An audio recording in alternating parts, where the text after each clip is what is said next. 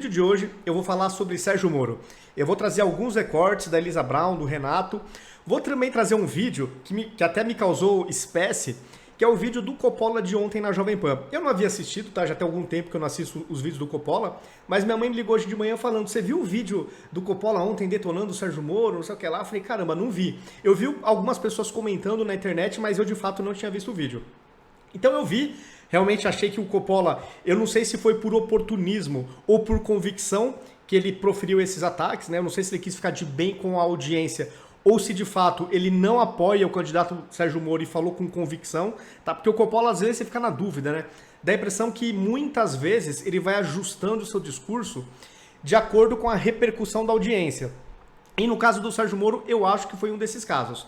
Mas, independentemente dele ter falado com convicção ou por oportunismo, o que ele disse sobre o Sérgio Moro, eu assino embaixo, subscrevo, eu vou dar um play no vídeo dele e vou comentando. Então, o meu vídeo, a linha dorsal do meu vídeo, vai ser os comentários do Coppola, eu vou comentando, eu vou fazendo interrupções, comentando e colocando alguns recortes também das redes sociais, algumas informações sobre o Sérgio Moro. Então, começando, para o vídeo não ficar muito extenso, tá? Então, é o comentário do Coppola de ontem, para quem também não assistiu. Sejam bem-vindos ao Boletim Coppola. Comentar? Hoje nós vamos falar sobre uma figura pública que já teve status de herói nacional e que agora culpa as fake news pelo derretimento da sua popularidade. Nós também vamos falar sobre um candidato que, quando foi hostilizado em um aeroporto, presumiu que os passageiros estavam sendo pagos para insultá-lo. E, finalmente, nós vamos falar sobre um político que prega o diálogo, mas que nas redes sociais... Aliás, já começando aqui com uma interrupção. Uma coisa que a imprensa, os esquerdistas têm que entender é o seguinte: não é porque no espectro ideológico deles é preciso comprar apoio popular com mortadela, com dinheiro, que isso vale também para os conservadores. Milhões de brasileiros, assim como eu também, que eu tenho a minha profissão, tenho o meu trabalho na área de TI, mas que nas minhas horas vagas, nos meus intervalos, eu produzo conteúdo, apoio o governo porque eu vejo que ele está sendo muito injustiçado. E é um apoio completamente espontâneo. Gravo vídeos, tuito, enfim, mas espontaneamente. E eles não conseguem entender. Para a imprensa, para os esquerdistas, apoio espontâneo não existe. Talvez para o espectro ideológico deles seja verdade. Porque eles mentem demais. Eles prometem um mundo maravilhoso que eles nunca entregam. Né? Para a esquerda, o mundo sempre vai ser melhor quando eles estiverem no poder. Mas não chega nunca. Tá? Então, isso que o Coppola falou, que o Moro achou que quem estava vaiando ele no aeroporto foi comprado. Não, Moro. Tanto apoio como repulsa a um político pode sim ser espontâneo. Não precisa todo mundo ser comprado para ter convicções. Tá? Então, esse é um ponto que eu queria deixar bem claro. Se refere de forma muito pejorativa a milhões de apoiadores de seus adversários. Infelizmente, essa figura pública, esse candidato e esse político são todos a mesma pessoa. Ao longo desse mês de janeiro, eu tenho acompanhado algumas declarações pontuais do principal nome da terceira via na corrida presidencial, o doutor Sérgio Moro. Com todo respeito, as falas do ex-juiz costumam ser muito monótonas. Entre platitudes sobre a democracia e a defesa do legado da Lava Jato, o Moro insiste em tentar estabelecer aquela falsa equivalência entre Bolsonaro e Lula. Exatamente. Como se um espirro fosse igual a uma pneumonia ou uma maçã pudesse ser comparada a uma laranja podre.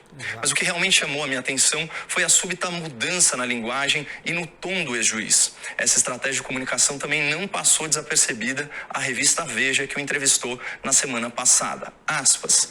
Desde que anunciou sua pré-candidatura, o comportamento de Sérgio Moro mudou substancialmente.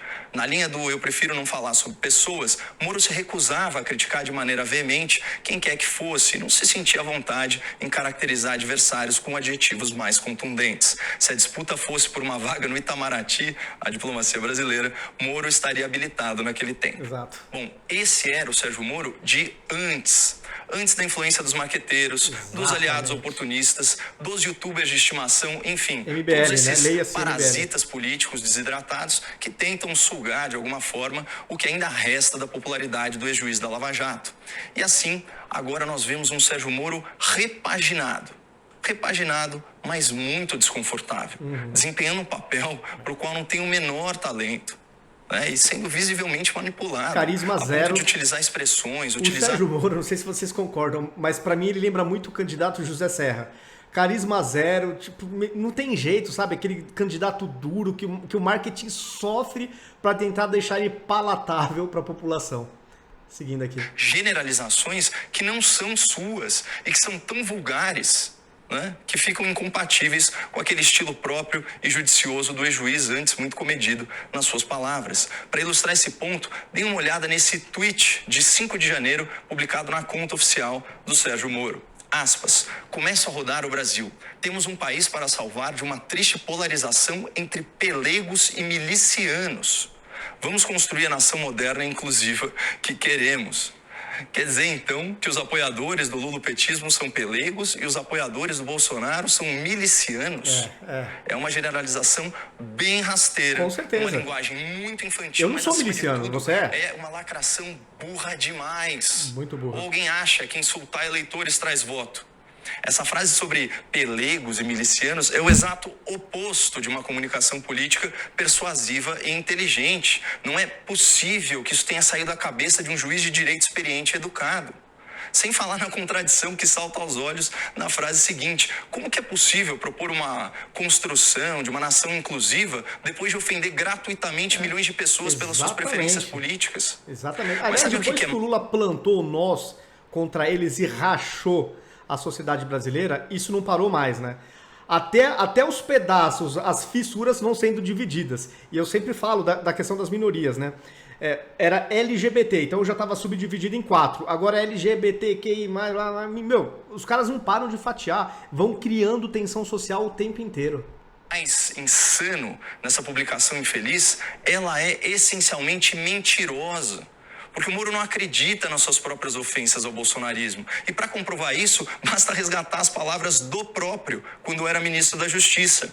Olha essa manchete do Globo, de março de 2020, então, um mês antes da sua saída do governo. Aspas, para Moro, Bolsonaro não tem ligação com milícias. À época, o Sérgio Moro afirmou o seguinte em entrevista à Globo News. Na minha avaliação, o presidente Bolsonaro não tem nenhuma ligação com qualquer milícia ou qualquer Isso grupo. É o Moro falando. Mas agora, ao tempo na atrás. sua nova versão, Sérgio Moro parece ter abandonado o seu compromisso com a verdade e está agindo como político típico, um escravo do seu próprio projeto de poder, manipulado pelos seus marqueteiros e puxa-sacos de ocasião. Mas eu confesso que fiquei um pouquinho curioso desde que eu li essa postagem ridícula sobre pelegos e milicianos.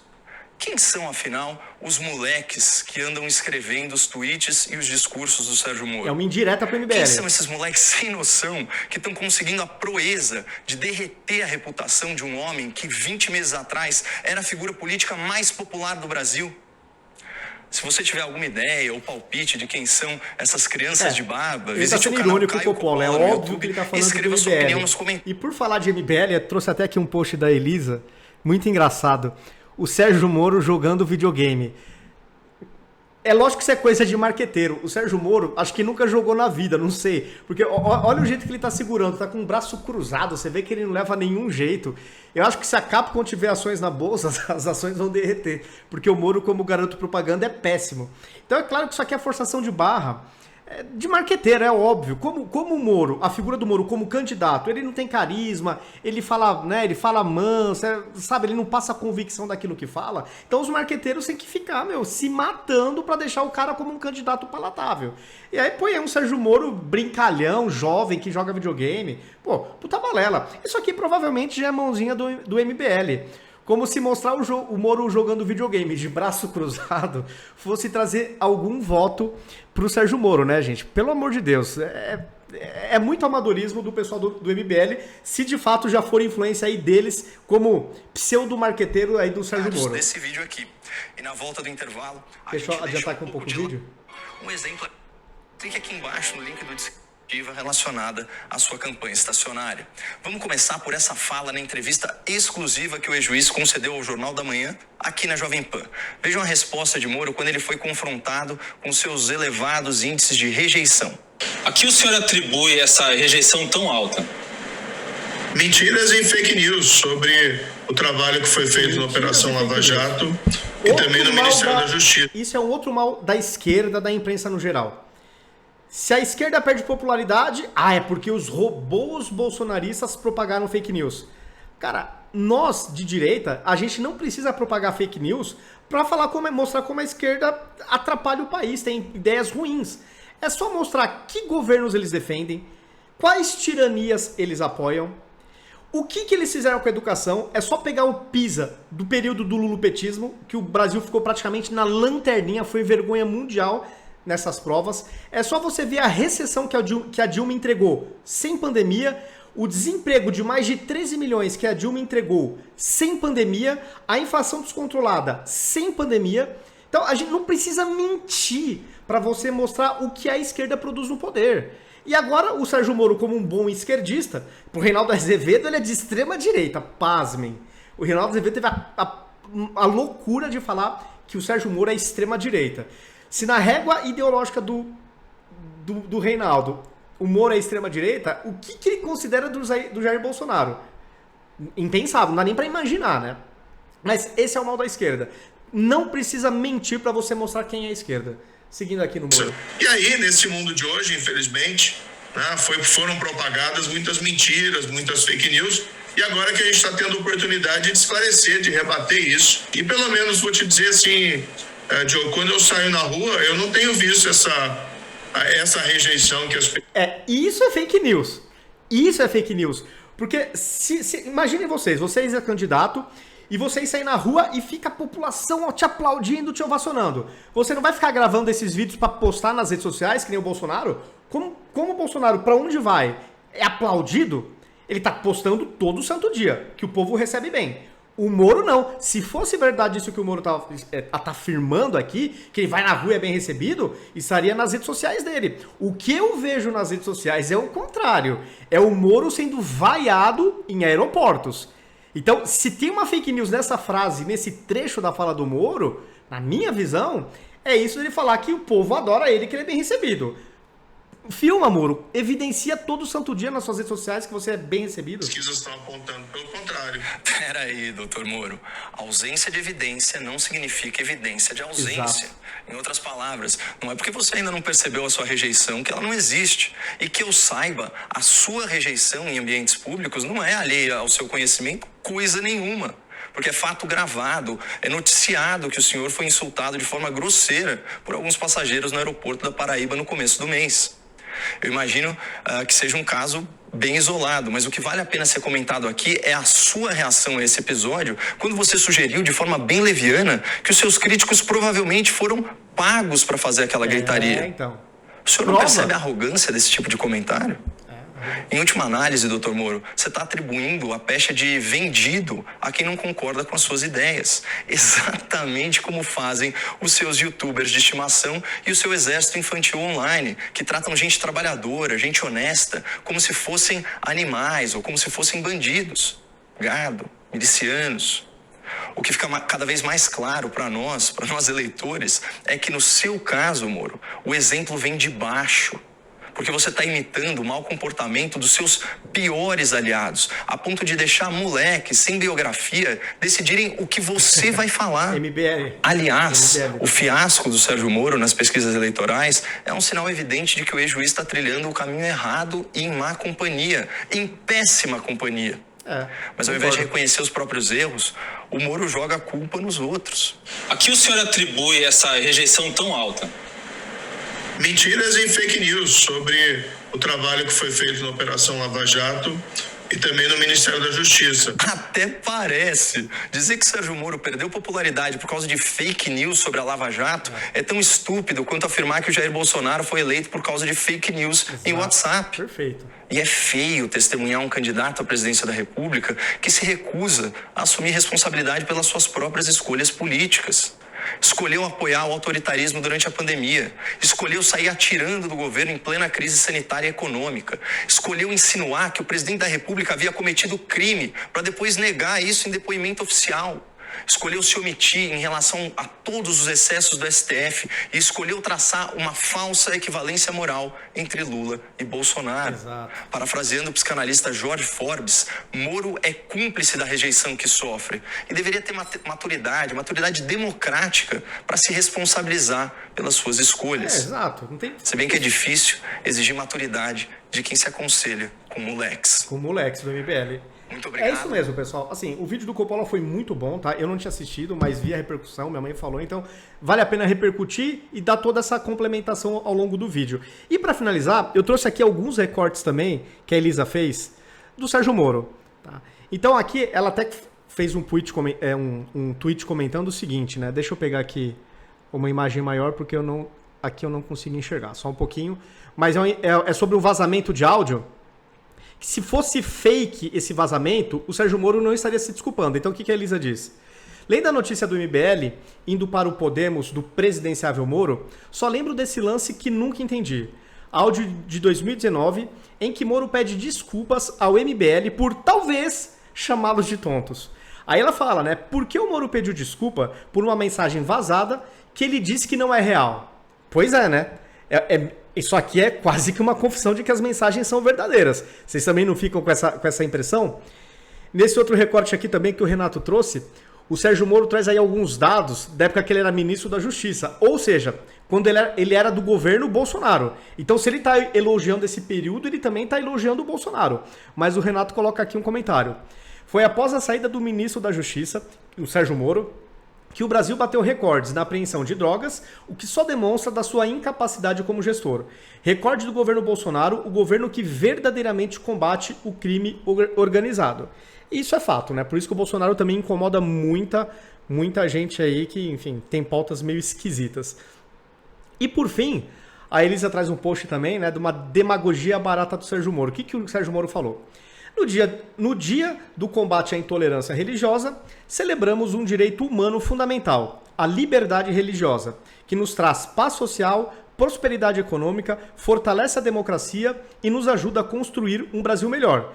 Pô, falou lindo, falou bonito, aplausos. Tem como discordar? Não tem. Mas é estranho, né? A própria Elisa comentou que ele ficou em silêncio quando igrejas e templos foram fechados durante as restrições.